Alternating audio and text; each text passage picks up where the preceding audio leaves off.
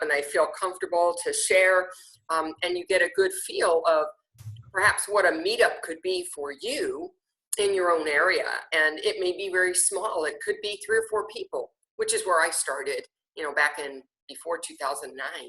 Now I have 150 plus people that are on my meetup platform, but a lot of them can never really participate because the whole idea is you're live. And so if you're probably more than 90 minutes away from me, you're probably not going to come to the meeting. So here is the opportunity, and I'm always looking for when something's not good, coronavirus not good, what are the opportunities that we can make from it? And this is one of them. So now people who've been following my meetups, they have a chance to join in. And those who do drive, 90 minutes to 2 hours don't have to fight the traffic. So yay on both of those counts. Today, I have my pal, colleague, friend, Bill, helping moderate the call today. He'll be watching the chat room and looking for like questions that might come up and be able to insert those in. That's one thing that's happening. The other thing that's happening is that you'll be able to raise your hand and actually ask a question or offer an idea, talk about, hey, I did that and this is what happened. And the way you raise your hand is you go to the participant screen and you have 3 options. You have invite, mute me, don't try to mute me, and then raise hand, and you'll hit the raise hand button, right? It's the one that's on the right. So that's how you're able to do that. Bill, hi, Bill. Hello. He is, as we all know, founder of Sign and Thrive. He is a best-selling author, and he has so much to offer us as well in the general notary world, so to speak, as NSA or loan signing work, because a lot of these ideas are going to be crossovers, and they may start helping you in one area, but then they cross over and you end up getting work in another area. So we are going to talk about marketing and advertising today, and there's a difference between the two. So we want to kind of clear that up first, and then we're going to have our first exercise. I know we're so excited about that, right? So, advertising and marketing are not really the same thing. Advertising is about that visibility. So advertising would be ads, right? Or signage. That could be your website, and that could be profiles you have out there. That could be your business cards. It's where there isn't any relationship happening. It's just, here I am. Here's what I do. And you might have some kind of branding or logo or something, that color scheme that ties everything you have together. So every time somebody sees the colors, the logo, they think, oh, I know who that is. Marketing is relationship building, and it happens over and over again. And you may utilize some of the things that you use for your advertising, but the goal in marketing is for people to get to know you, so that when the 2 things intersect, one is I have a need, notarization, I know who provides that. Now it comes together at the crossroads there. And now they're not going to go to the Yellow Pages or to Yelp to go find somebody. They have somebody that's top of mind, somebody that they know, like, and trust. We'll talk more about that. And so that's what you're developing with this idea of marketing. So I want you to think for a moment, and I'm not going to ask you to put it in the chat, but maybe write it down for yourself. The brand, who you are, what you represent is not what you think. It's the perception of what others think you are. So I want you to think for a moment and write down 2 or 3 words or phrases that you think somebody would use to describe you or your business. Go. Write something that you think would describe you or your business. Now, this is somebody else's thoughts about you. My thought is I'm amazing. That might not be on my customers list. Okay. As your customer, I say amazing fits, Laura. Thank you. Yes, my nickname on Hotline. Amazing Laura. Amazing Laura. Yeah, amazing. You got Amazing Laura. lucrative. Where's Aaron? I have to add that to my brand somehow. Lucrative Laura. I need Blend Aaron. that in. All right, so hopefully you have come up. Now, either in the chat room, or if you're brave enough to raise your hand and say it, or unmute yourself for a moment to say your word. I'd love to just hear some phrases or words you might have used to describe, that somebody would use to describe you or your business. Dana's raising her hand. Fabulous. Dana, tell us. Efficient. Efficient. Efficient. Okay, I'm going to write some of these down. Thank you. Who else? Peggy. Friendly. Friendly. I like that. Okay, and who else? Lawrence. Knowledgeable. Knowledgeable. Knowledgeable. Tammy Parra. Oh, I'll take one or two more. Good morning. Tammy Paris says approachable and customer centric. Okay, approachable and customer. And Arlene, what'd you say? I had said professional and knowledgeable, but somebody took the knowledgeable part. All right, go with professional. Okay. Yes. All right, We'll thank you. take that. Okay, so these are all great words: efficient, friendly, knowledgeable, approachable, professional, customer centric. That's kind of a big phrase right there. I don't know if that's in all my customers' vocabulary, but I get what you're telling me. So would you say, is there anybody on this call right now? There's 120 of us right now. Would anybody say they're not efficient, they're not friendly, they're not approachable, they're not knowledgeable, they're not professional? Anybody want to say that's, yeah, I'm not those things? Okay, so those were great descriptors, but don't they seem to describe pretty much everybody? Right? So there isn't anything very unique about you that might make you stand out from the other 10 or 15 notaries who do the same job for that person. So we want to think, and there are some other ones that I see, and the reason I have you do this is that I see these kinds of words and some additional ones like insured, bonded, right? Certified, that pretty much could describe any of us. Really, if I put those out, you couldn't say, well, that describes Laura only. No, that probably describes all 124 people on this call today. So we want to think about when we are advertising our services and when we're marketing our services and filling out profiles and those kinds of things, we want to see if less is more. I don't have to have 20 words to describe me, but if I have 2 or 3, let's make them count. What is special or different that may be more unique to my business, either the way I deliver the business or because I have a special skill that maybe most people don't have? What is it that I could offer that's different? Now, Bill, you didn't happen to offer, and that's because you and I were kind of standing back to see, what we were going to get. Did you write down a few phrases? I did. Where is it here?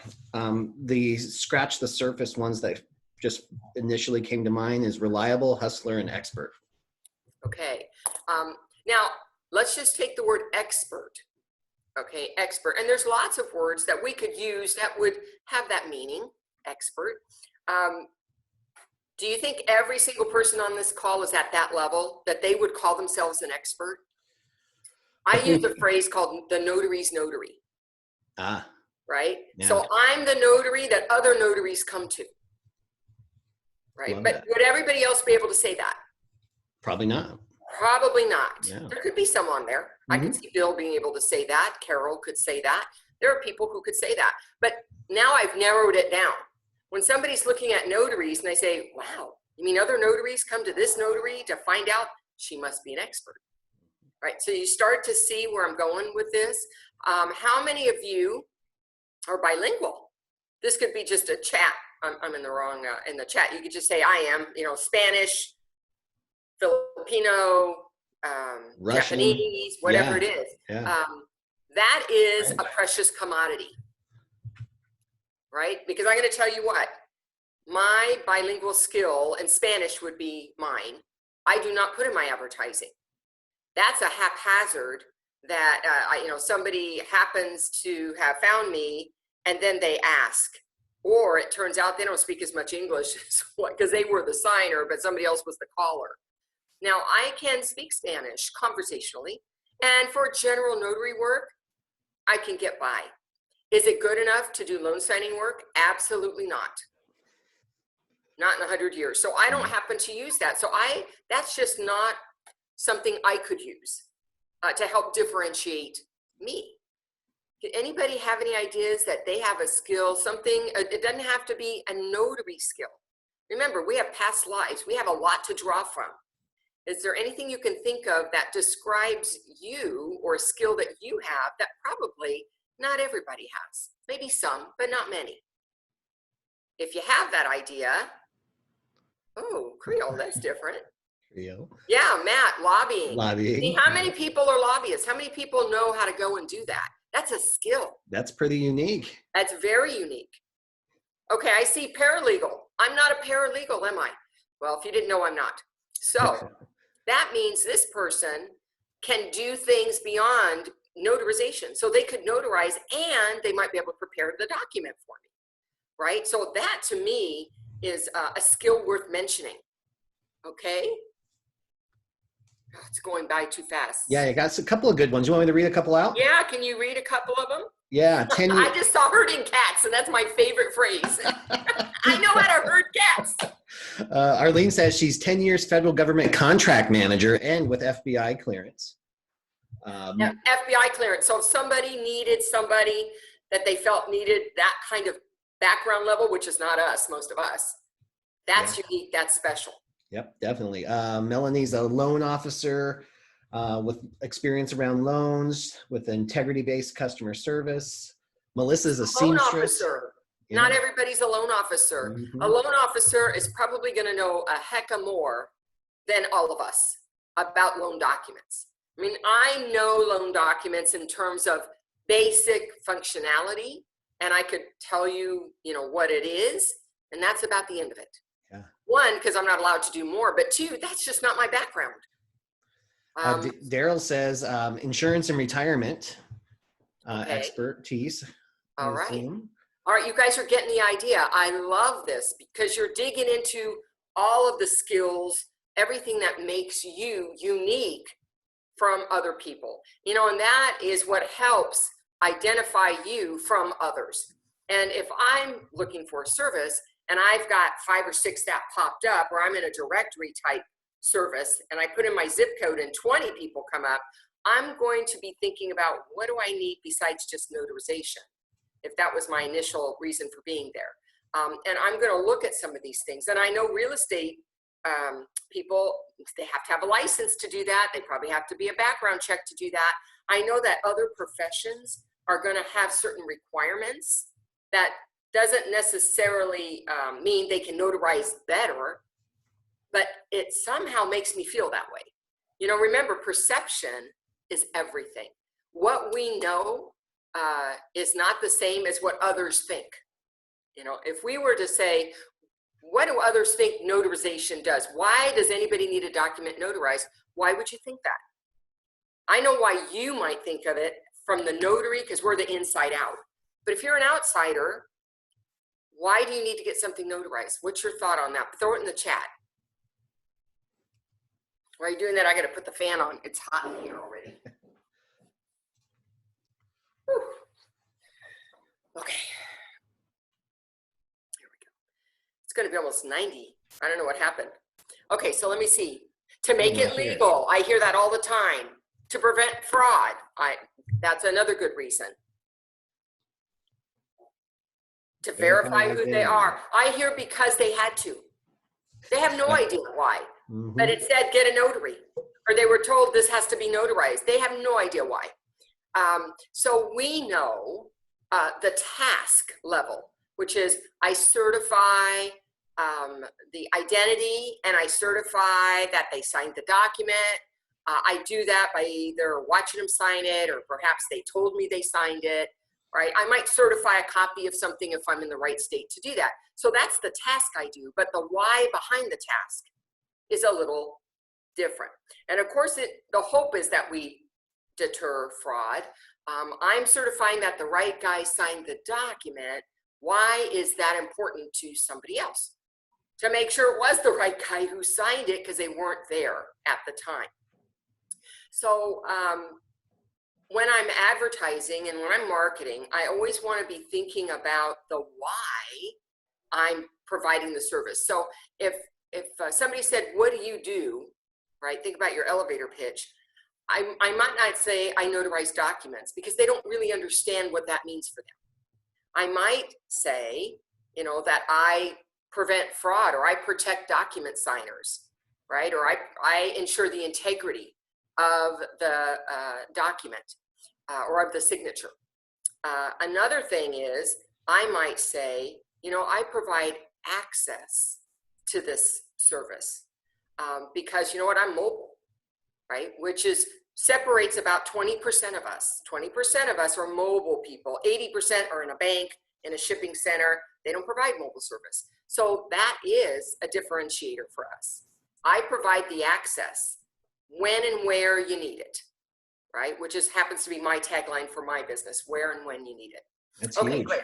So you're starting to get an idea of how you can make this a little bit more your own. So let's talk about what kind of tools and ideas we have to get there. And I think, Bill, we talked about this idea of whatever it is we're going to use, and we're going to talk about lots of different things. As a matter of fact, we have more than what we can do in an hour. So take notes. You might have to watch this a second time because it is being recorded. Whatever we're doing needs to bring value. I need to go with the idea, or I need to always be thinking about how is it what I can do brings value beyond the functionality of notarizing. Because every notary can notarize a document.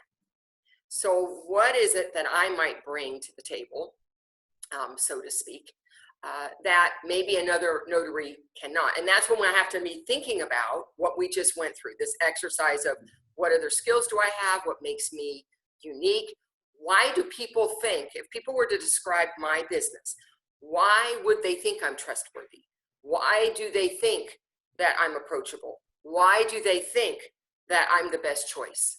I need to figure out why they think those things of me. If I think that's what I am, and I'm hoping that's what they think I am, why would they think that? What behaviors, what skills, what do I have to offer to make somebody think those things about me? Right? So that's always what I need to be thinking, is on the outside looking in. So what kinds of ways should we start? Let's start with just advertising, because that's a little easier. Yeah. Lots of ways for us to have visibility. Advertising is about getting that visibility so that they see us over and over again, no matter anytime they look for that, even when they're not looking for that, there we are. And you could, of course, have a website, and we'll need to go into more detail about how that functions and what it can do for you, but that's one of them. Your profiles, right? We know about profiles. The public doesn't call them profiles. They just know I went to Yelp, and there you were. So my profiles on Yelp, on Google My Business, which are free, and if you don't have them, I highly consider that's a good place to start. Also, LinkedIn, and this was discussed a little bit yesterday on the TNT call. That one particularly is super important. It's a more businessy platform than, say, Facebook is. And the directories, if you're in 123 Notary and Notary Rotary and Alignable and Nextdoor.com and the Yellow Pages, if you're on social media like a Facebook business page, these are all places. Look at all the different places you might be seen.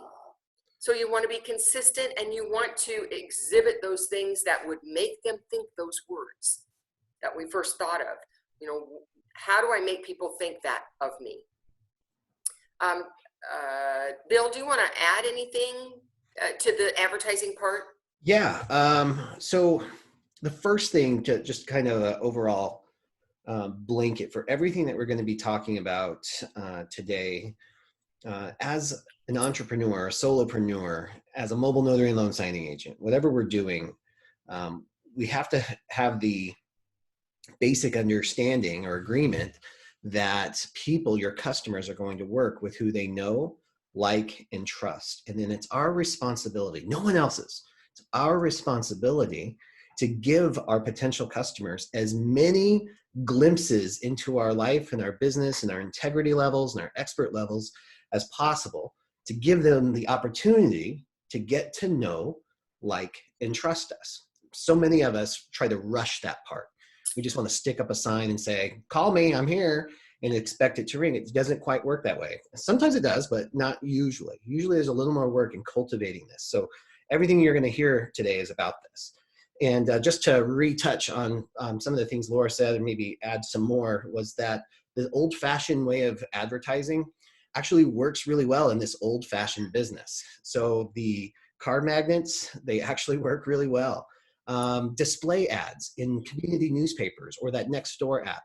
I used to get so much business from Nextdoor, but I had to shut it off. I mean, there's looking for notaries all day on the Nextdoor app. So that's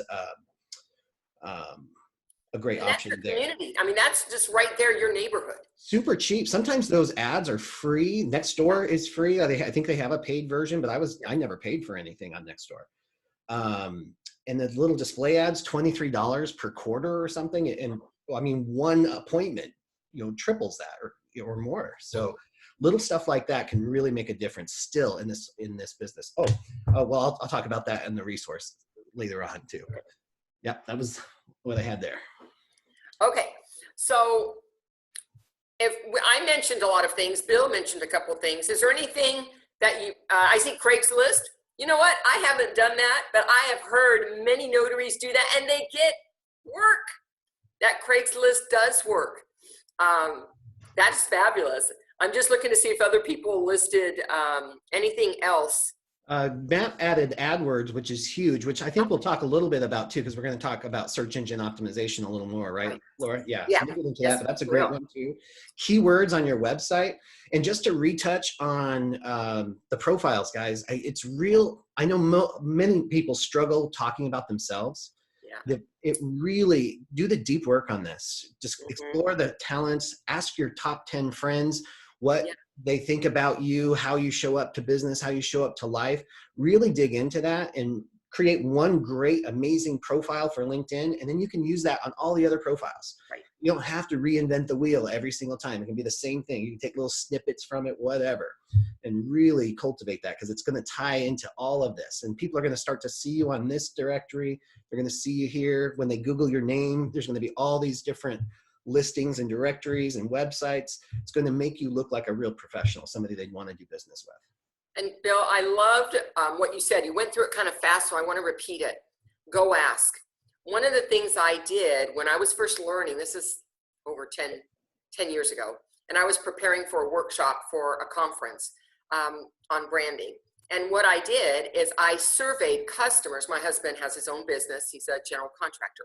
And I developed my own survey, because there was no Survey Monkey then, and sent it out to about 15, 20 people, because I knew maybe only 6 or 7, about half maybe would reply, although he had a pretty good reply rate. And I asked them, how would you describe what Scott does? I asked them, how would you describe your experience with the work he did for you? And if you were to refer him to somebody else, how would you describe him? And I gave instruction, like 2 or 3 words, nothing big. And it was really interesting to see that come back, because I personally, thought that my husband is a craftsman. He builds cabinets for people's homes. So when he remodels a kitchen, he only does residential and it's only remodel work. He builds it from the ground up. He doesn't go to Home Depot and buy the cabinets, right? He makes them to fit the space. He comes up with unique ways to utilize space. He's just really pretty incredible. But that was my opinion, right? That's only my opinion. But what came back in that was their opinion. And their opinion was very similar in the kind of work that he did. And how did they know about him? How did they first hire him? Because they went to somebody's house and they'd had their kitchen done. And they said, who did that for you? So it was all, until this year, my husband did not have a website, he doesn't have an email address still, nothing. It's all word of mouth, every single job. And he's been in business for 30 years. Yeah, that's amazing. Right. So a lot of it was this brand that he developed, which is, he is old school, which is, I don't buy it off the shelf if I can make it myself. So that's the idea, is what do other people, what is their perspective? That will give you the best, and they're going to give you the right words. Yeah, exactly. And that's key. They're going to describe you the way other people are seeing you, so you can tie that right into your messaging. Vicky says she had a golf course call her, and she's going to be on the scorecard for an entire year. I think that's brilliant. Teresa has her hand up. Can we have time to hear some? Let's hear what you have to say. Teresa, what's going on? I was just wondering if I got a good review on 123 Notary. Mm-hmm. Is it okay to transfer that review to Yelp, or where someone would more likely see it than 123 Notary? Or do you just, you know, not do that? Great question.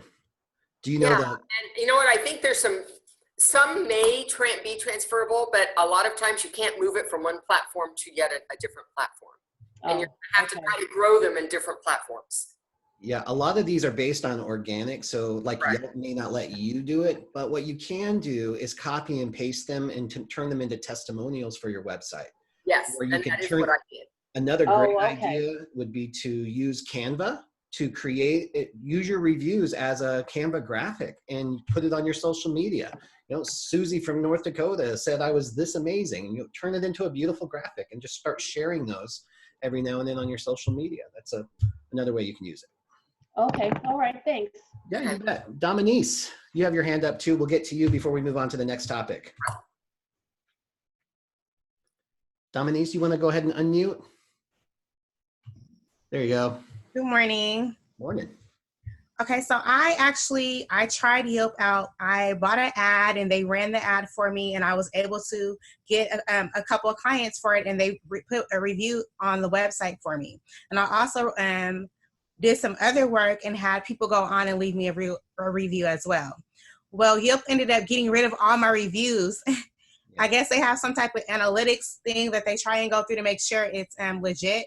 And they got rid of mine, and they were actually legit. So it kind of discouraged me, and so I stopped doing it for a while. So do you guys have any solutions for that? I know I did copy some of the reviews to put on my website. I haven't done it yet, but I did do that. But has anyone else experienced this, and do you have any solutions for that? Yeah, we hear it all the time, right, Laura? Yelp is... You know, and I can tell you, it's a little bit of a numbers game because of how they operate. So I have it, because you know what, even though, when we say they get rid of it, what they do is they hide it. It's there. Yes. They don't delete them. You have to click on this thing that, if you don't know what's there, that you can see all the hidden ones. Mm-hmm. And so, of course, I captured all of them and moved them, as testimonials to my website. But the other thing is that I probably have displayed about 18, 20 that they haven't gotten rid of. They did get rid of a couple of them. But if I'm continually getting, every month there's another one or two.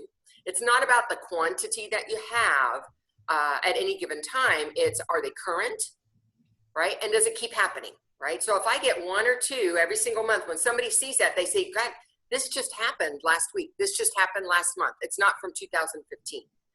It was discouraging. I'm sorry. Discouraging, Dominique. I get it, but you know what? Because I had so many, even though they took off 2 or 3, 4 or 5, I still had plenty more. So you just need to have more. Well, and then the other side of this too, Dominique, is that Yelp is just known for the games they play whenever you advertise with them. So if you have ever paid for advertising, they will hold, it's almost like they're holding them hostage. They'll never say that, but they don't give them until you start paying for advertising again, and then they miraculously appear again. So the general rule that I've heard from throughout, and I made the mistake too when I first got started, is I started paying and then I decided I wanted to stop.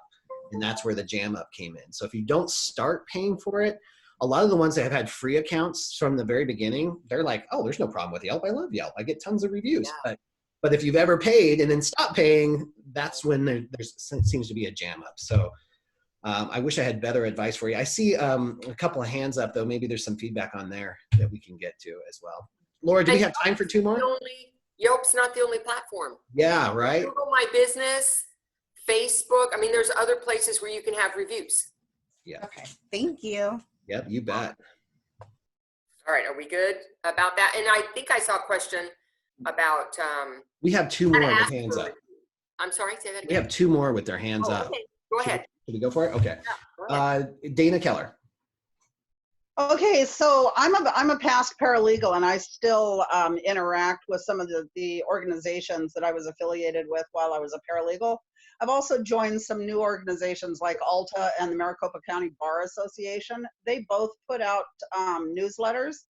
The Maricopa County Bar Association, especially because I'm going after attorneys, so you can run ads in their newsletters. Oh, great. Yeah. And that starts to give you credibility, because with attorneys, they're kind of particular. They're not just going to run out and hire anybody. Although I did have one hire me the other day. That's what I'm going to talk to you about, Bill. But yeah, so that's a good thing. Organizational newsletters, post there. Craigslist is great. I've gotten several jobs, and it's $5 a month for an ad. And Nextdoor, honestly, they're the most reasonably priced advertising system when you compare them to the community newspapers, because the community newspapers want to put you on a contract for like 6 months, and that's probably going to run you anywhere from $300 to $500. Wow. Great. Awesome, Dana. Thank you. The newsletter about the Bar Association is gold. I think so. And the Nextdoor, by the way, that's another place where you can get reviews, because they have a review system as well. Yep. Arlene Vincent, would you like to unmute? Yes, my experiences with Yelp is you can have your website up there, you can be registered, but I do not advise anyone to start any ads there.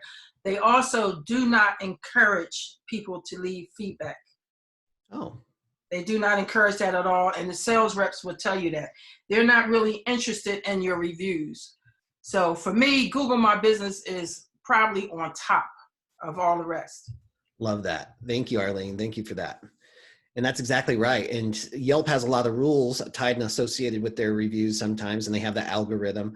Whereas Google, you're absolutely welcome to ask. And when you ask for a review, it's Right. not, hey, will you give me a 5-star review? You want to maintain integrity with this. You want to say, hey, would you mind giving me an honest review? If it's 5-star, great. If it's anything less than that, I'd love to talk to you about how I can be better, or whatever it is that you decide to do. You can do that. People do it on their business cards. People do it in their follow-up emails, which I highly recommend. There's all different ways to do that. And Laura, I think we jumped ahead a little bit on referrals and reviews, but Yeah, that's okay.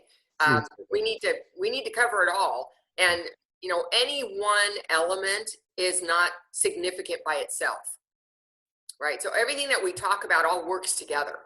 And when you do a little bit of everything, now you create a better picture. And I love how Bill stated it. People get glimpses of you in lots of different lights. And I think that is the more important thing. The other thing that we want to talk about then is, well, if I'm plastered all over the place, you know, how do I build a relationship? You know, how do I get them to connect with me? Now they see who I am. How do I get them to connect with me? And there are a lot of face-to-face options to do that.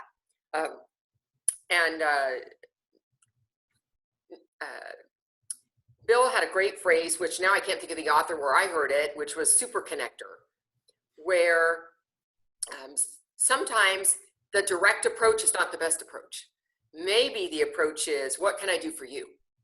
And so as you get to, you know, in your life, friends and family, their friends and family, and going on, as you see opportunities to connect people, they have an issue, they have a problem to be solved, and you might know somebody who can help them. That has nothing to do with you or notarization. Perfect. Because the more you can help connect people with each other, the more they see you as a problem solver. Doesn't matter that you weren't the one who executed. What matters is you hook them up with the right person. And I do a lot of this myself with LDAs, which are paralegals who work independently, with attorneys. I help other, this is last week, I got a job from an attorney, and they've been using me for a long time. They're out in Monterey, which is 3 hours from me, but they have clients sometimes in my area, and I take care of whatever documents they need handled. And I got another one of those easy jobs. And then when I finally made contact with the signer, she said, you know, I'm in San Jose, which is like 2.5 hours the other way from me. And she's not in Modesto. So somehow she had a Modesto prefix on her phone number, but that's not where she is. So when I wrote back to the signing company or to the attorney company to say, look, this is 2.5 hours for one notarization, you know, I'm not going to be able to do this. But here's my colleague. She's in San Jose.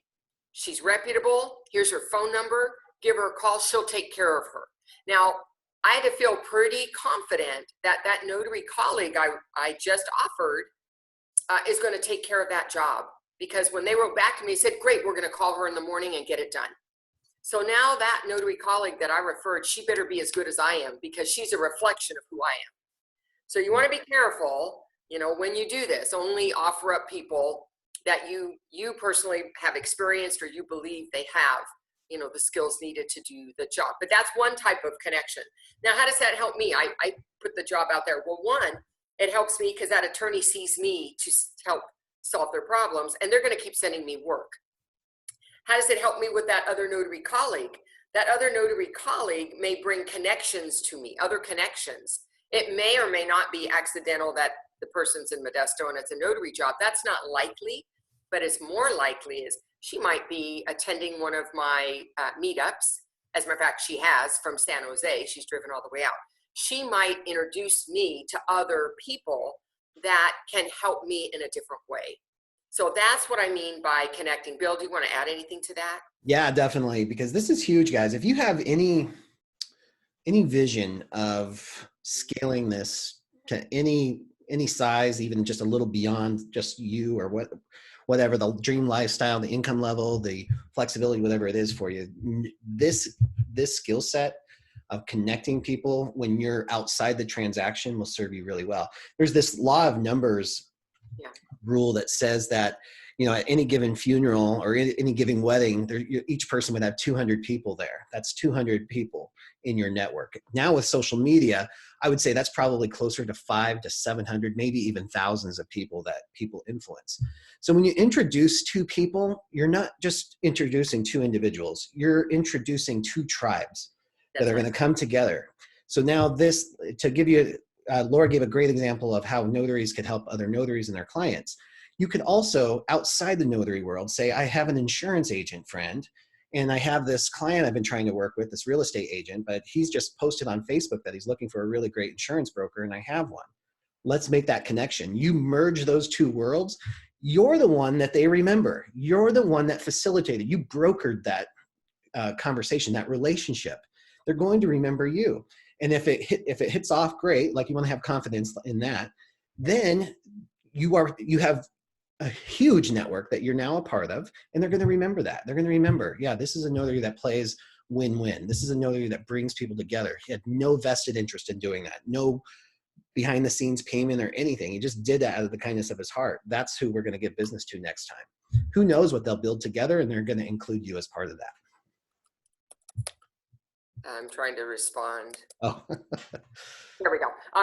So I just want to say somebody had put on there this idea of networking with other notaries, and that person had a job, but the mileage would have just been too far, and talked about some other notaries who'd be closer. And that just happened to me, where my friend Jerry, and some of you may know him from TNT, is out in Los Banos, and they needed somebody to take care of a healthcare directive. You know, there just aren't a lot of notaries, because this just happened, that are willing to take care of that. And he said, look, she's in Modesto. Your person is in Modesto. Let's see if I can get her to help you with this, because I'm going to charge you way too much to do that. So it wasn't a very big job for me. It was just one document. What was important was I was helping another colleague take care of one of his clients. And that's not the first time that that's come up between Jerry and myself. And we are about an hour apart from each other, where something's come up that one of us can help the other one. So it's really helpful. And what Bill just described, which is you can practice that way, but start taking it outside of the notary world. I've had people ask me for trusts. Now, I can't prepare a trust, right? I'm not a paralegal, I'm not an attorney, but I'm connected to paralegals and attorneys who can, and I can hook them up with that. And that job may never be mine, because they might have the paralegals probably in a notary as well. But what happens is I've created some goodwill for those people. And as Bill said, now everybody they know now becomes part of my circle. Yep, exactly. And I love how Matt said, I got a guy for that. That is seriously my favorite line. Because I have someone for everything. Yeah. Except if you want to buy a car, I can't find a good car salesman. I got a guy for that. Do you? My brother is in the car business. Oh, good. But anyways, yeah, the more expanded you are outside of what you do, the more value you bring to any conversation, to anybody that you meet. In any relationship, guys. I still have escrow clients I've had for years that will message me on how to make a good cosmopolitan, or which they're taking their spouse out for a steak dinner to somewhere special, and they're looking for a good restaurant. They know I love restaurants. So those are the types of things that you can have, you can bring in. If you're a favorite breakfast restaurant, or if you're got a favorite bakery, that's the kind of stuff you can be sharing on social media too. It supports small business, and it just shows that you've got some passion for those things. And then you can start connecting people to the best burritos, or the best cocktail, or the best fresh milk in town, whatever it is, whatever your passions are, there's other people that share them, and you can connect people that way. Yeah. And it's part of, it's organic. It's just part of what you do. It's not like you have to go do a bunch of research. Yeah, you don't even have to work for it. This is just incorporating your daily life and observing and taking note, and then using that information. Let's talk about still on this idea of marketing and relationship building. I started to mention this idea of I've got a circle of family and friends, right? Maybe it's just this big, but each one of those people in my circle have their own circle of other family and friends, the in-law side plus all of their friends. So now there's another circle outside of that. And then I can reach that circle through my circle. Then out that second band or second circle, they have family and friends. So I'm 3 out. And that number of people that I might have in direct contact with now has expanded pretty big. Now we're not talking 5 or 10 people. That might have been my initial one. Right now I can get to 100 people or more. So I cannot emphasize how important that word of mouth is.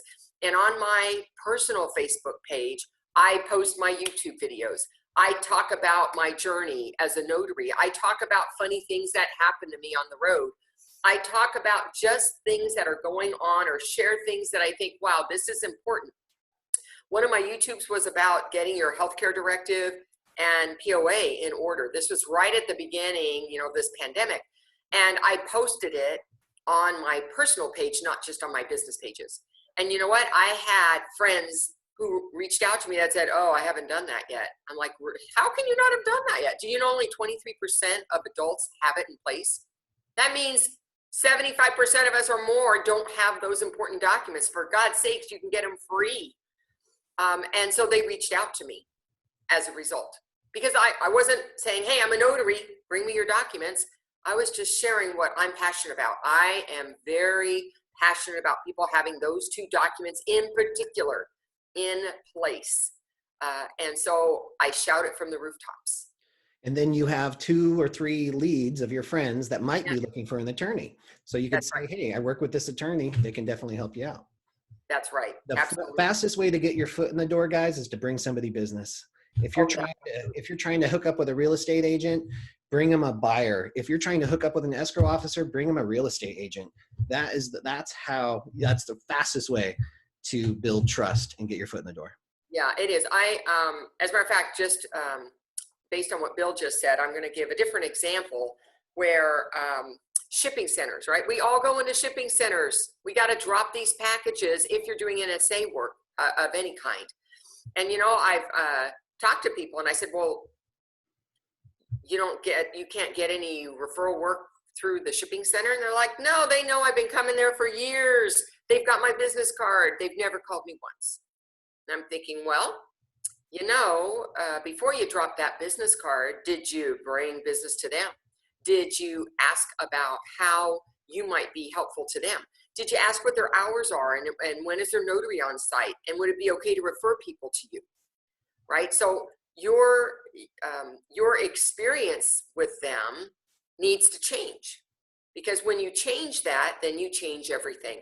And so that's what I did. And I have just 2 or 3, I don't have to be all of them, 2 or 3 of the shipping centers where I have good relationships with the managers or owners. And so when people call me for general work, but they don't need mobile service, because that's what my service is. They can go get notarization free at the bank. They don't need me then. But if they need somebody to come to them, or they need somebody after business hours, or they need me to go to a hospital, then I'm your val. That's what I provide. I'm not your everyday notary. I provide a special kind of access. So all those people, I don't just say, well, I know you're not going to pay $15 because remember, I'm in California. You need to go somewhere else and take care of it. I specifically say, you know what? Tell me what part of town you're in. Okay, there's a shipping center. It's called My Mailbox. The owner is Cheryl. There's no appointment necessary. She is there from 9 till 5:30, and she's there on Saturdays. Go over there, tell her Laura sent you. She will take care of you. Now, see how specific I was?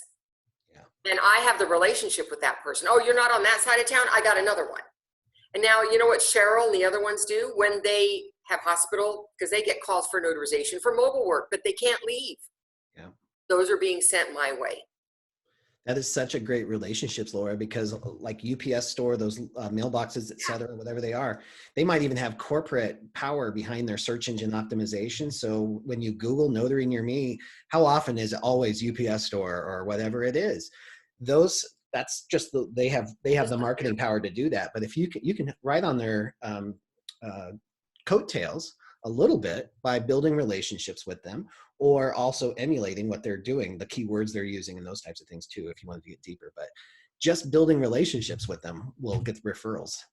And I took it one step further. On my own website, I have the shipping center, her name, the address, the phone number. I have it on my website. So if you're on my website and it turns out you're not looking for mobile service, here's a place where you can go.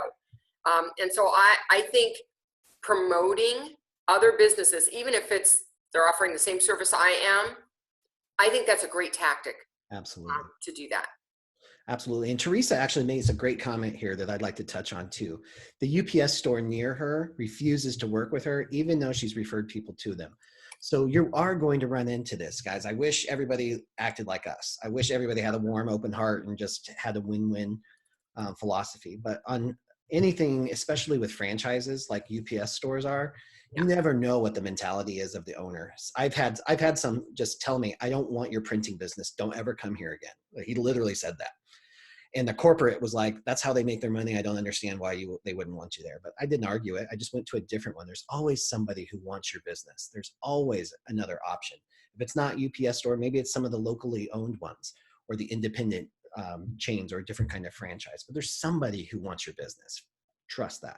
Yeah, absolutely. And if that's the only shipping center in your town, then try it with a paralegal instead. Yeah. Try it with some other kind of business. They're not the only game in town.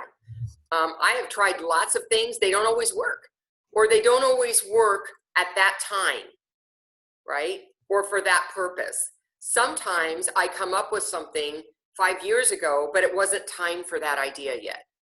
And I can bring it back around.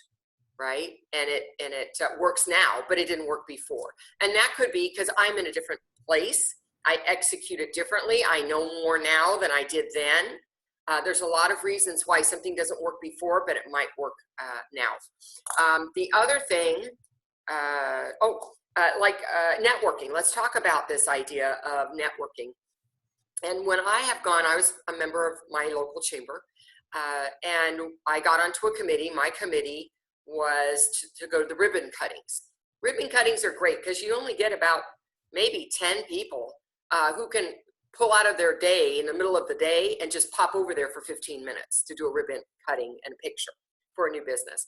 But what's great is there's not that many people that can do it, and you get full access to this business owner that's just opening their business. And if you go there, congratulations, excited to have your business open. What could I do to help you be successful? Tell me more about your business so that I know how I might participate in that.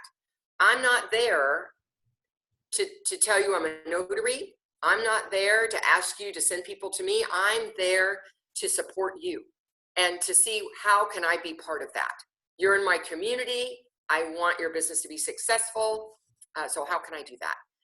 And so through the chamber, that's how I did it. And that was great. And my friend Joyce, she's not on the call today, she went a step further than I did, because sometimes I couldn't attend. I was in the middle of an appointment. When she couldn't, she went the next day or the next day after that with a little gifty, right? And she said, I couldn't be here for your ribbon cutting. I'm so excited for you. And she had a branded gifty, right? So it had her name, business name, that she brought to them. Here, I'd love to celebrate now. And now it's just her. Now it's just one-on-one. Yeah. Right? Is that person going to stand out?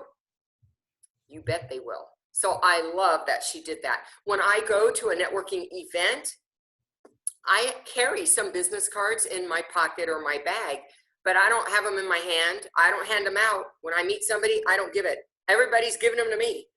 I give it to those who ask for it from me only. And I focus on, who are you? What's your business? What's your connections? How do you do that? Now, if they ask me about me, then I'm happy to share about that. I've got the elevator pitch ready to go. But the focus when you go to these networking events is not collecting the cards. It's not saying who you are and letting everybody know you're a notary. The other thing is, I think my goal is like 3. If I could really make connection with 3 people out of anybody that I talked to there, that was a successful networking event. Those are probably the 3 that asked me for my card.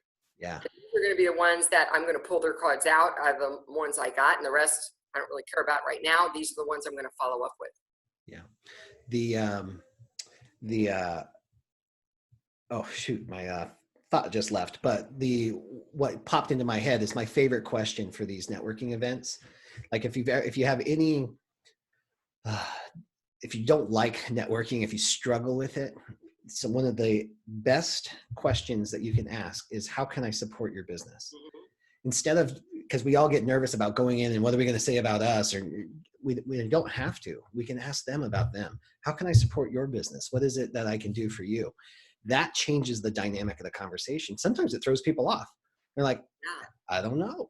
I don't know how you can support me, but it changes the dynamic and you'll stand out to them. Yeah, and you know what? Bill did that to me. When Bill and I haven't been colleagues forever, it feels like it. I know. But really, it's been about 1.5 years, about 18 months. And I remember, and it came up when we were preparing for today, that I probably only knew him maybe 6 months. And I think it might have been the first time we actually met in person. We went to a meetup in San Diego. And then we had coffee the next morning.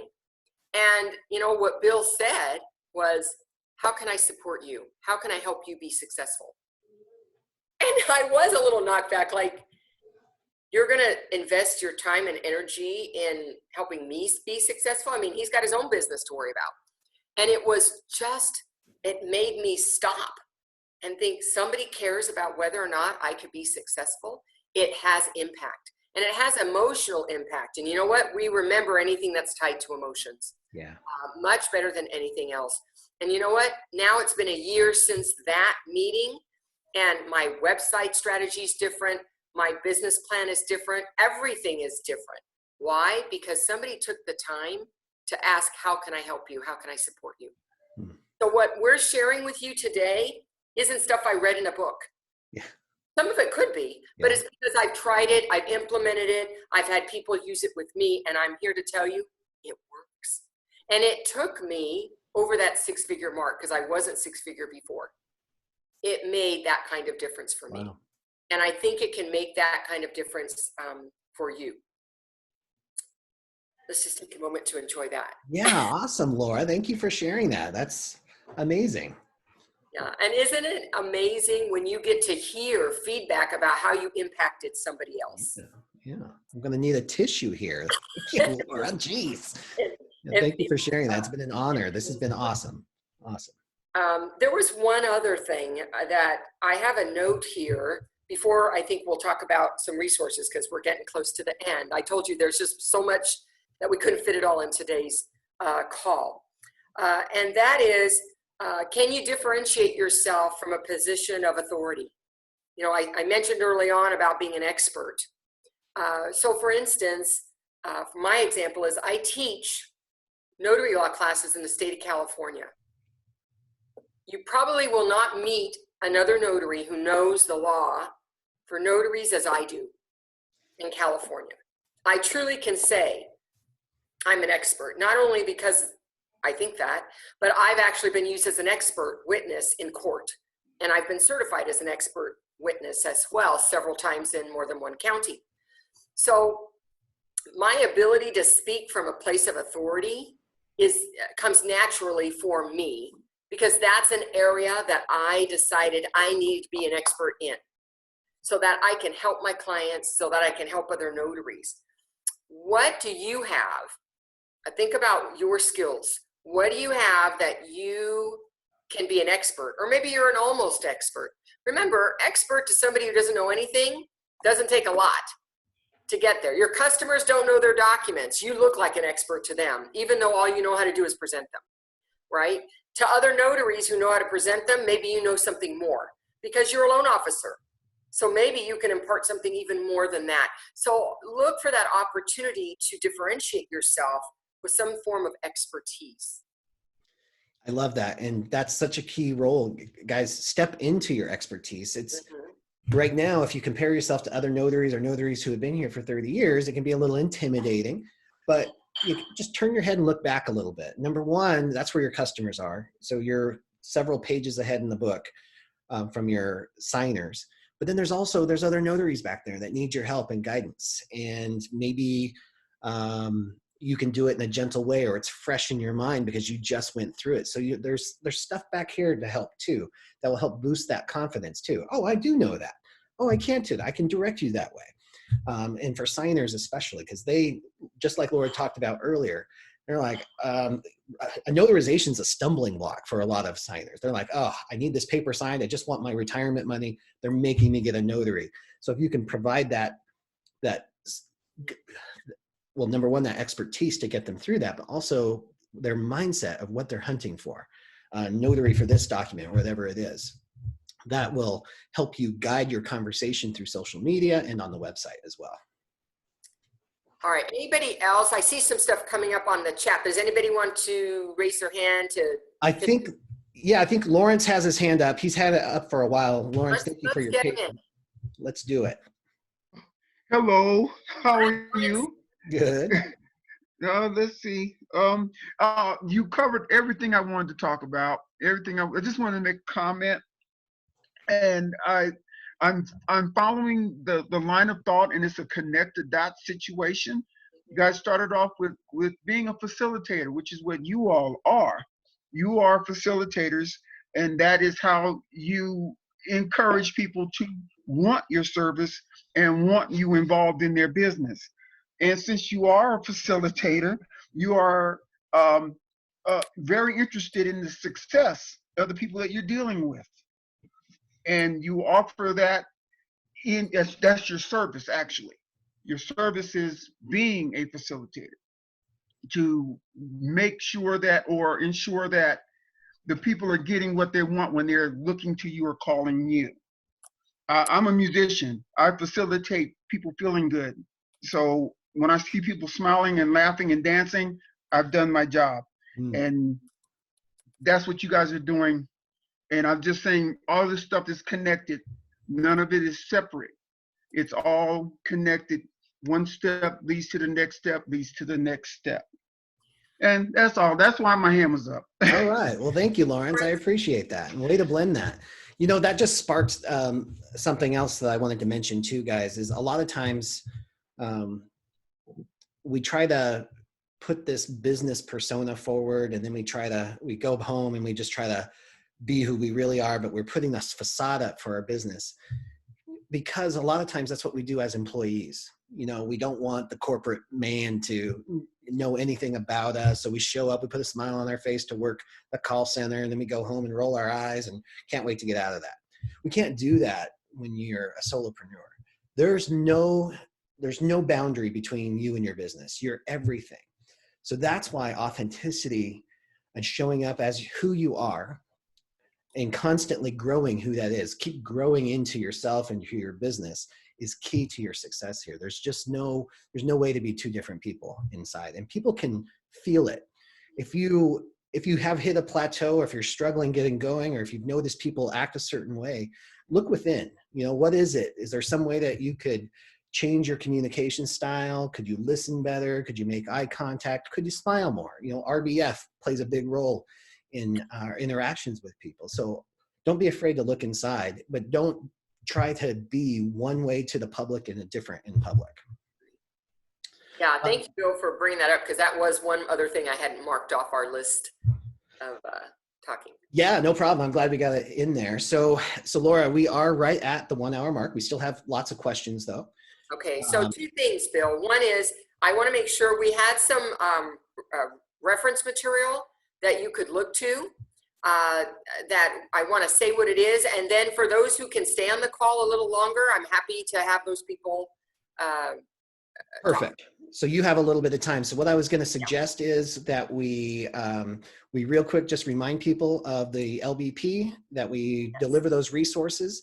And then for anybody that would like to stay later, I actually have 2 more kind of next level strategies that you and I had talked about. And I thought of one more that I really would like to mention too, for what happens when the phone actually does ring, because that ties into marketing as well.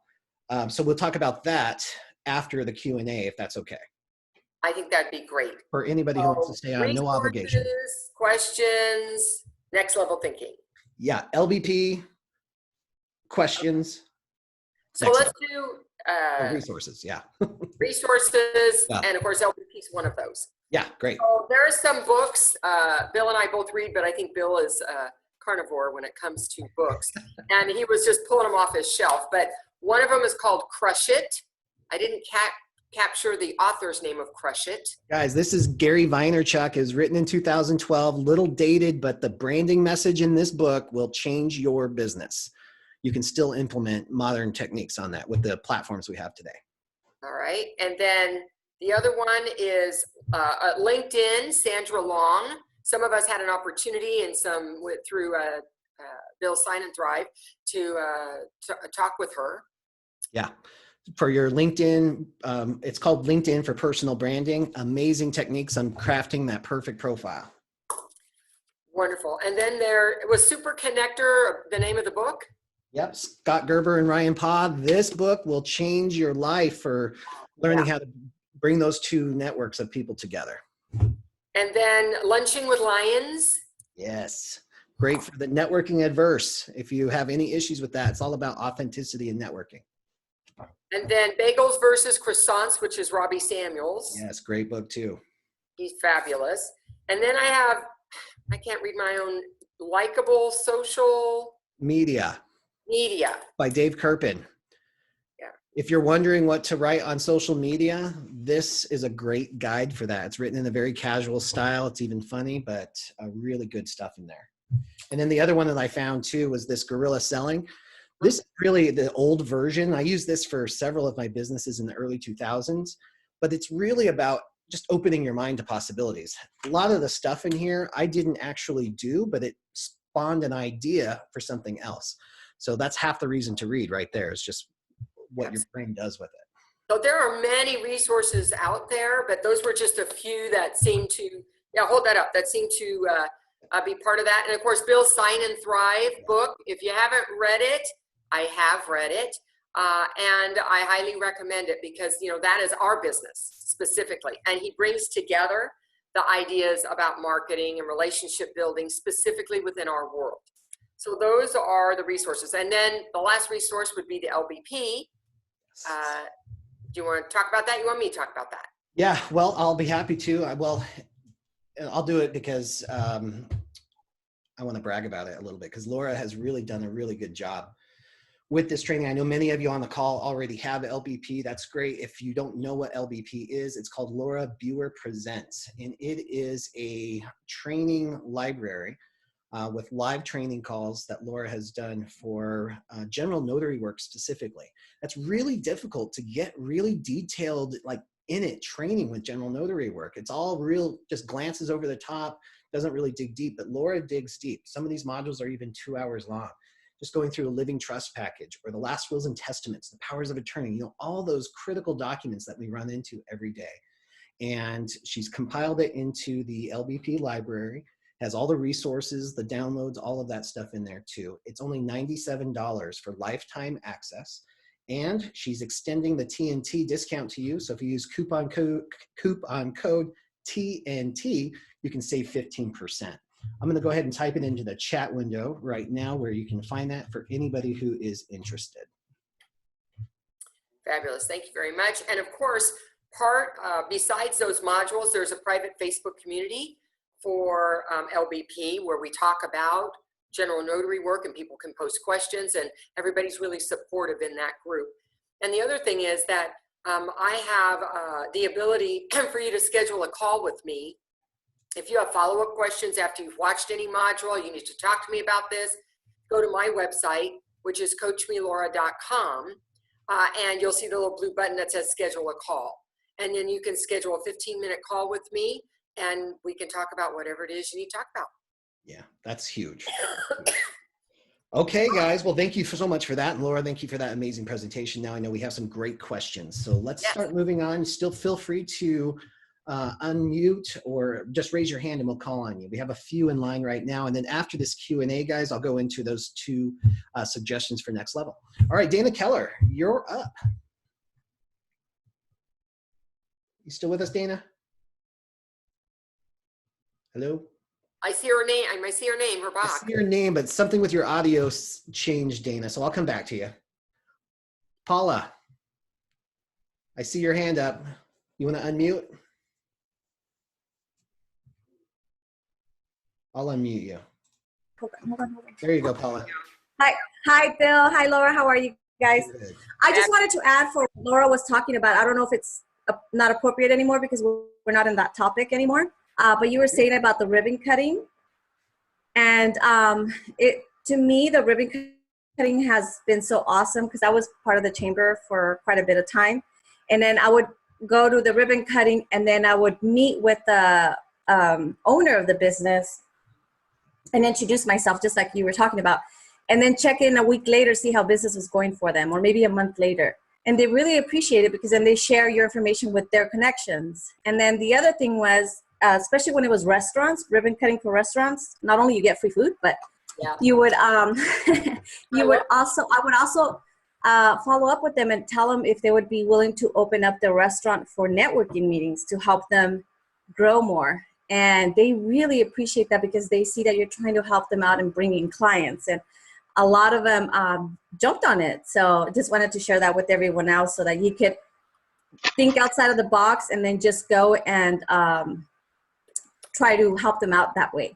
Yeah, great idea, Paula. I love that. Great thinking. Outside the box. Guys, always be seeking opportunities, like I said, to bring people together or to support another business, and then share that on social media. I shared yesterday, you know, that Facebook is a very valuable tool. Like it took a while to get going, but just based on people tagging me in posts, because I share my journey, I share my drives, I share my food, you know, I share my experience. People know what I do. So when people get on Facebook and say, anybody know a notary? I get tagged like 15 times in it. And that's okay. That actually has paid off really well for me. Thanks for sharing that, Paula. Awesome, Paula.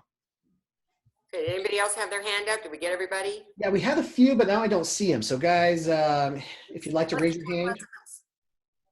What was that? I said, so Bill, let's talk about next level thinking. All right. So let's talk about these next level things. So the first thing we'll talk about, guys, is the CRM. Professionals use a CRM, a customer relationship management tools of some kind. that helps track your customers. So the first lesson I would offer to you is to own your customers in general notary work. But they're calling you, you're providing a service, you can ask them in every appointment, or you could say something to the effect of, hi, I really like to stay in touch and send a thank you. Would that be okay with you? That's permission to stay in touch. So you can follow up via email or the handwritten greeting cards, which is my favorite. I send a card to each customer. Now I've also integrated email into each customer, and part of that email actually asks them for an honest review. So that's one thing that you can do next level. The other part of the next level is to stay in touch. If they needed a notary now, they're going to need a notary in the future, most likely. So do whatever you can to send value, some sort of content that's going to bring value and keep you top of mind with them. There's different strategies for doing that. You can set up an automated email sequence. You could just blog every now and then, whatever you want to do, but stay in touch with those customers, because if they're buying and selling a car, well, buying and selling anything, right? Anytime people are buying things, selling things, anytime people are being born or dying, they're going to need a notary. So you want to stay in touch. You can be that family's notary, and then you're going to get referred out to them as well. The fortune, guys, is in the follow-up. If you really want to take this on and create a next level experience, you've got to stay in touch. If you're constantly out there scrounging for new customers all the time and not taking care of the old customers, you're missing out on tremendous opportunities there. Whether it's for this business or anything else you might do down the road, or another service. If you have side hustles that you're working right now, you can blend all of the services through communication and content, through emails, through social media posts. You can be a wedding officiant over here, but this person that you notarized their car title didn't know that, but they're getting married in 2 weeks. That's why they bought a car or sold a car. All of this can be blended together for you. The other one, and Laura, I'd love to, I said, but if we put this much energy into making the phone ring, and then when the phone rings, we drop the ball, then everything's for nothing. And I'm not talking, the standard be ready for yes, it obviously really matters, right? We've got to answer the phone. You've got to be dressed and ready to go, because there's often last minute. But how you manage your phone call is equally important. And I like to ask probing questions, because Laura, what's usually the first question people ask is, how much do you charge to notarize this? Question. I don't like to answer that right away. First of all, if they are budget shoppers, they are not the ideal customer for me. I'm not their notary, as Laura says. I'm not your notary if you're looking for a budget deal. If you want an expert that can guide you and walk you through the process, I'm your person. I'm your notary. But if you're confronted with how much do you charge, you can throw it back at them. I think I can really help you out here. Now, do you mind if I ask you a few questions about what the situation is? And they'll say, sure. If they say no, I'm not your notary. Don't be afraid to walk away from deals. I've had people say, look, it's none of your business. I just want you to show up and stamp this paper. I am not your notary. I'm not going to do that. That's a red flag for me. Just to shut up and do my job. There's something else there. It's either their ego or there's something possibly fraudulent happening, and I'm not going to get in those situations. So ask questions. If they're going to grant permission, what kind of document is this? Can you tell me the situation? Is there anything unusual? Do they have their IDs? Ask those types of questions. Ask about witnesses, because nobody knows they need witnesses and everybody assumes they don't. I've asked, I can't tell you how many times I've said, does your document require witnesses? No, it's just get over here and sign. And I get there and they need 2 witnesses or 1 witness, whatever it is. Laura, do you run into Yes. As a matter of fact, I just put out a YouTube on that video just a couple weeks back about, like, here are the 10 things you should be asking before you take that assignment, right? So that you don't waste their time, you don't waste your time, and you know if your service is the only thing that they need, and that they can be as prepared as possible so that they get what they wanted in the first place. And when they start out with what's your fee, I just start moving around with, how many people do you have involved? Do they have their IDs? Are you in Modesto? Because those are all things that are going to impact the price. So I try to get a little more information if they come back to, but what is your fee? I'm happy to share what my fee is, but in order to quote you properly, I need to know a little more about the situation so that I know the whole picture. Because I'm going to tell you, even though I do that, it still happens when I get there, and it's not one document, now it's two, or it's one document, but there's two signers. The ID they have isn't one that I can use. It happens, even though I try to be thorough about that. Unfortunately, sometimes people just will say, yeah, I got it, it's current, no problem. They didn't look. They just assume, and then I get there and I was like, this just expired like last week. And this is happening right now, particularly, oh, I got an echo going on. I don't know what happened. Particularly now, because people's driver's licenses are expiring and they can't get renewed.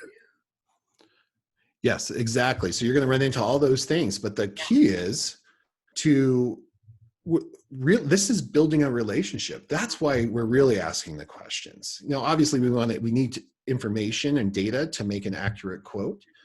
But if you can use the phone call as your opportunity to get in and explore, and are establishing that you are competent enough, like you understand your job and that you have confidence in it because you're asking questions.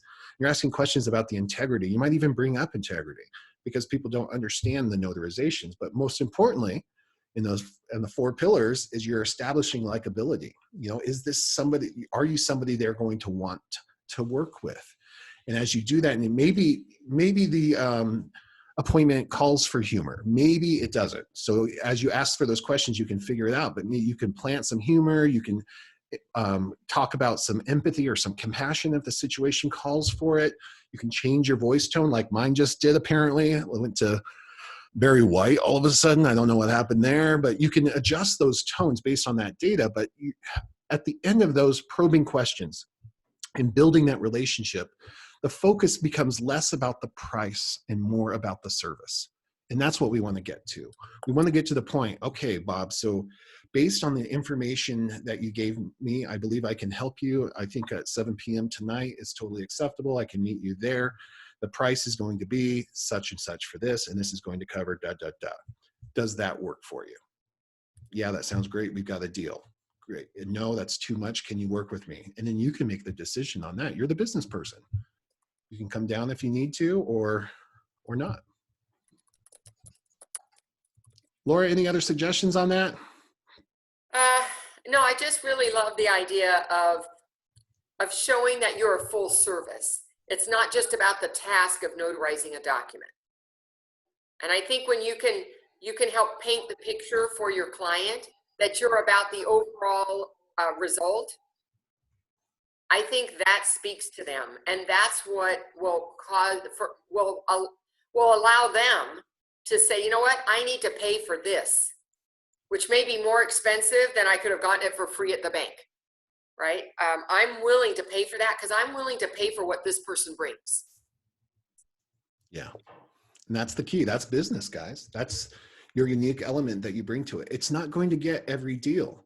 You'll have to be okay, and you should be okay with saying no to transactions that don't make sense or make you uncomfortable, or in a weird, there's something weird happening. But really, it's mostly going to be the bargain shoppers that really their budget is free. And if their budget is free, then a mobile notary is not really what they're looking for. And sometimes they just need you to tell them that. They can go to some banks. Right. And then offer, okay, check with your own bank, see if they provide that service for free for you. I happen to know, at least in California, Wells Fargo tends to do it free for everybody, even if you're not their customer. They don't like that people know that. But yes, that's another way. There are, if they've got a transportation, they can go to a shipping center and get it for the $15 instead of paying for the concierge service that I could offer. Exactly. So we have a couple more questions. Joyce Gonzalez, I'm glad you made it. I'm going to unmute. Yeah. I'll unmute. Oh, there you go. Thanks, Joyce. I'm unmuted. Can you hear me? Yep. Yep, sure can. Now I got to remember what I was going to say. Oh, okay. Mine is about live scan because I do fingerprint for people, but this is how I send business to business. So I'm aware that when you're a contractor, when you get your contractor's license, you have to get a bond. And so when I opened my office, I have found a local insurance agent. I purchased my business insurance from him. And then from that point, we developed a relationship. They need people who needs to be fingerprinted for various reasons. They send them to me. And people ask, oh, we need this, we need that. They use their network of small businesses. So whenever I fingerprint a contractor, I know they need a bond. I send them to this local business that's in town, because these are local businesses as well. And I explain to them the importance of patronizing small business, because they've never thought about that before. They're just starting their business. So once I plant that seed, they go to this local insurance company, they buy their bond. And I know it because they always send me a thank you card. Awesome. Thank you for the customer choice. So we go back and forth all the time, sending customers to each other. And at first, they tried to get me to join this BNI group, which I was resistant because I had a job and I couldn't go to these meetings. But we've established this relationship that we always just send each other business. And it's a really good relationship. And so that's how I send business to other business, and they send business to me. So that's all I had to say. Yeah, I love that, Joyce. Thank you. Oh, you're welcome. Okay, I'm unmuting. Okay. Rhonda has a great point here. Rhonda says, for those of us whom small chatty talk does not come easily, what kind of wording do you use in your greeting cards that doesn't sound like you're being a used car salesman? No offense. I'm so glad you brought this up, Rhonda. And if you don't mind, Laura, I'll talk about this, and then I'd love to hear your feedback too. I don't sell anything in my thank you cards, and I encourage you not. I know it's counterintuitive. And it's funny because I talk to people all day about how they don't like to sell stuff. And yet when they're given the opportunity to communicate with the customers, all they want to do is sell stuff. So we're not selling anything in our communication. A thank you card is a thank you card, and that's it. And I encourage you not to even use branded material. I know some people will put a logo on the back of their card. That's okay. I would not put it on the front. I would not put it inside. I would not slip your business card in there. You can follow up with an advertisement or marketing if you want, but a thank you card should be a thank you card. Guys, when I get thank you cards from, I have lots of real estate agent friends, and I have to give, sort referrals out.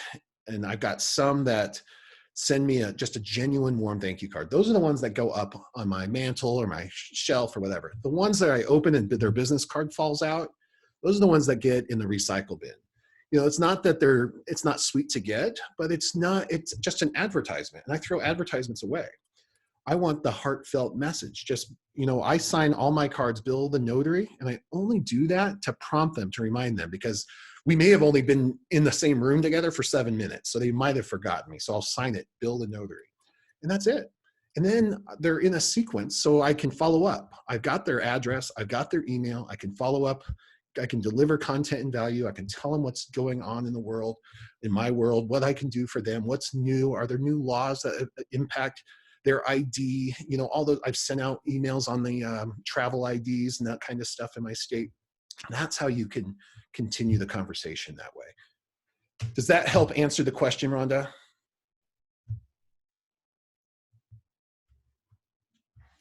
In short, just be a human being. That's it. Don't have to sell anything. And it doesn't have to just be, I guess what I want to add to what Bill said is that the thank you card has its purpose, which is to thank them. But there are other forms of outreach besides thank you cards where you can use branded material. So don't feel like you can never use your branded material. Exactly. That's the thing. Like sometimes we're all or nothing, right? I'm going to send them this one thank you card. So I'm just going to write all about my business. I'm going to pack brochures in there. I'm going to do all that. Just trust that you're going to have a long-term relationship with this person. This is just the first. Wow, that was awesome. Thank you for that. I loved meeting you. I hope that kitchen remodel goes great. I hope that you're healthy and recovered. I hope you never need that last will and testament, whatever it is that you say tied to your interaction with them. Just be genuine and short. It does not have to be long-winded. Mine is, really just 1 or 2 lines, and I sign it, bill the notary, and that's it. And then I follow up. Then I can send them a brochure. Hey, did you see that we have this going on, or whatever it is. Mhm. Yeah, it opens the door. All right, Dana Keller, you have a question.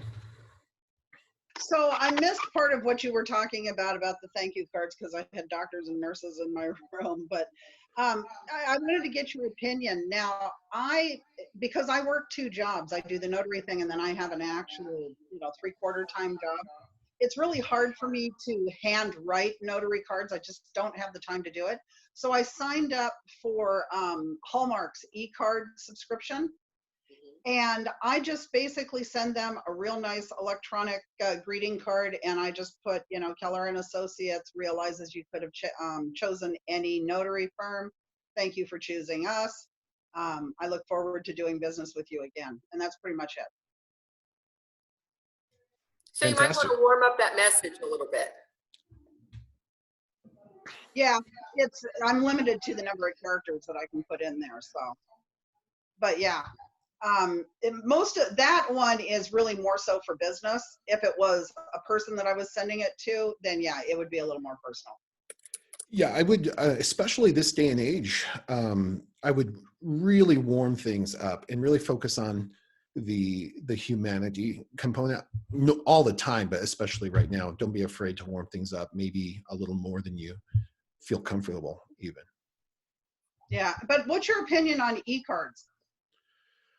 I'm not a fan personally. There's something, I mean, but they work. It is a gesture. It's going to go out. They're going to get it. The thing that I've found is that within seconds, as soon as they move on to the next email, they've forgotten they've even got it. So there's something powerful about receiving something tangible in the mail. So it's a great step, but I wouldn't stop there. I'd keep moving. Maybe that's your initial, and then you send something else later. Really, guys, the follow-up is the key to everything. The greeting card, the electronic version, you have to just recognize that it's going to be, they're going to read it and say, oh, that was sweet. And then it's gone. So as long as you're okay with that, you can do whatever you'd like. But then I would still follow up with something meatier or tangible, more tangible. Now, do you send out all your own handwritten cards? So I use sendoutcards.com. Okay. There was another, TouchNote is another one. They both have smartphone apps.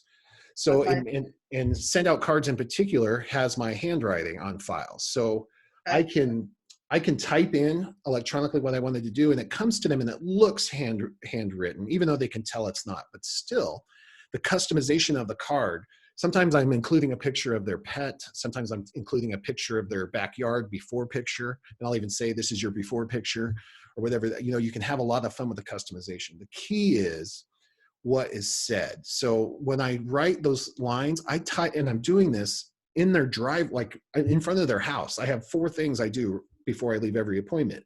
So I'm typing it in there. I've got it. It's fresh in my mind. I just had a conversation. Maybe it's a joke. Maybe it's their auntie. Maybe it's I tripped on their doorstep or whatever it is. Leave the light on for me next time. Whatever it is, have some fun with it. Drop it in the mail, and they get it within 7 to 10 days.